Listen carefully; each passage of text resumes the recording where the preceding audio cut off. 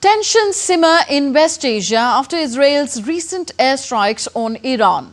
Tehran hit back with a barrage of missiles in return.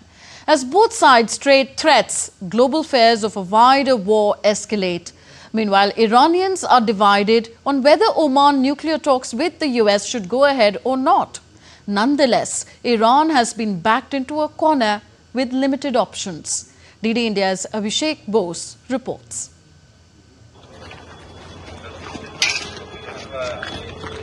The visuals on your screen show damage near Tel Aviv, Israel's largest city, after Iranian missile strikes early Saturday morning. Air raid sirens sounded across Israel overnight as waves of missiles were fired toward the country. Millions of Israelis rushed to safe rooms and shelters to stay protected.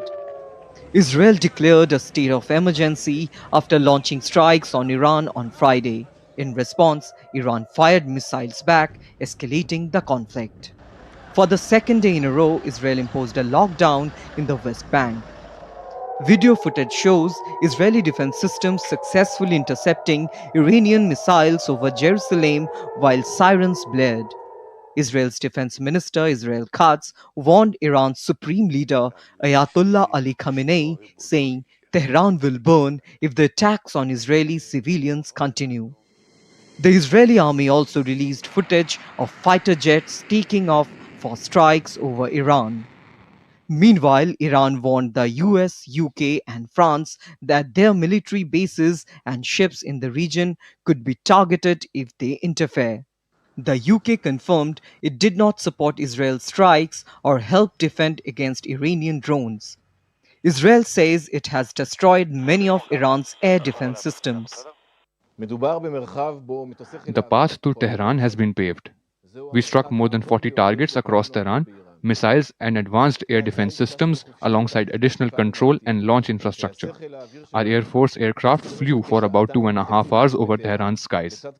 Dozens of these aircraft operate freely over Tehran thanks to our initial blows, which eliminated many of Iran's air defense system. This Friday, Israel launched its largest air offensive against Iran, aiming to stop the country from developing nuclear weapons. The strikes targeted Iran's nuclear sites and military bases. High-ranking Iranian commanders and top nuclear scientists were killed. Israel sees Iran's nuclear program as a direct threat and says these strikes aim to stop Iran from making a nuclear bomb. Iran denies it's working on nuclear weapons and says its uranium enrichment is peaceful. Talks between Iran and the United States to resolve the nuclear issue have stalled this year. Meanwhile, the US President Donald Trump praised Israel's attacks and warned of even stronger actions if Iran doesn't agree to cut back its nuclear program. As tensions rise, flight trackers show Iranian airspace is empty and airspace over Israel is almost clear, causing longer flights and higher costs for airlines in the region. The conflict has shaken the global oil market and raised fears of a wider regional war, threatening the world's economy. Abhishek Bose for DD India.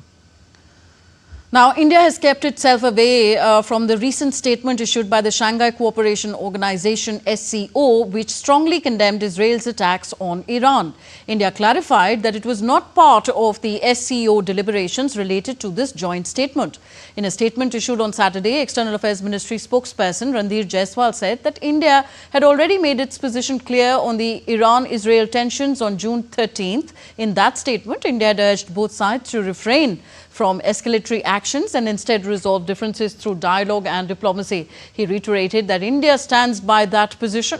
India had communicated this comprehensive position to other SCO members, and on that basis, India's representative did not participate in the SCO discussions held in Beijing related to the joint statement.